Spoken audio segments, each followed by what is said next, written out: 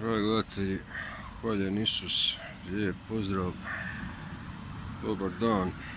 Evo, kako spoznati istinu, naslov ovog šorta, bit će kratak, ne mora biti dugačak.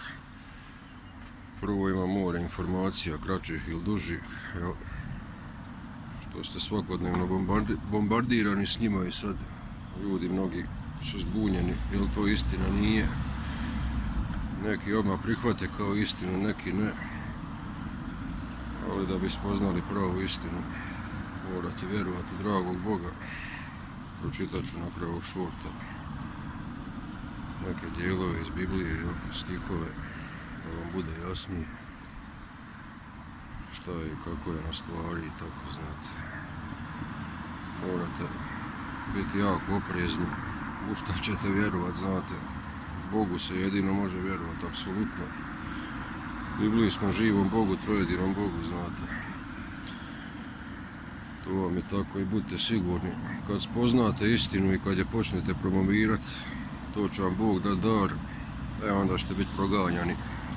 I to žestoko proganjani, znate. Vidjet ćete vi koji to niste iskusili pravu istinu i kad počnete propagirati pravu istinu od Boga, onda ćete biti proganjani, to žestoko, znate.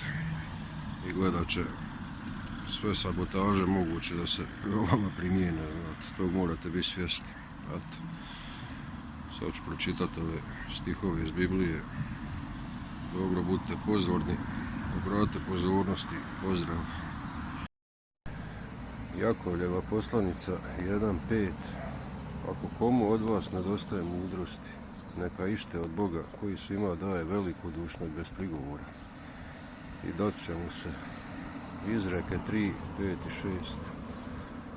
Uzdaj se u Gospodina svim srcem svojim i ne oslanjaj se na vlastiti razum. Na svim putovima svojim misli na njega i on će izravnati tvoje staze.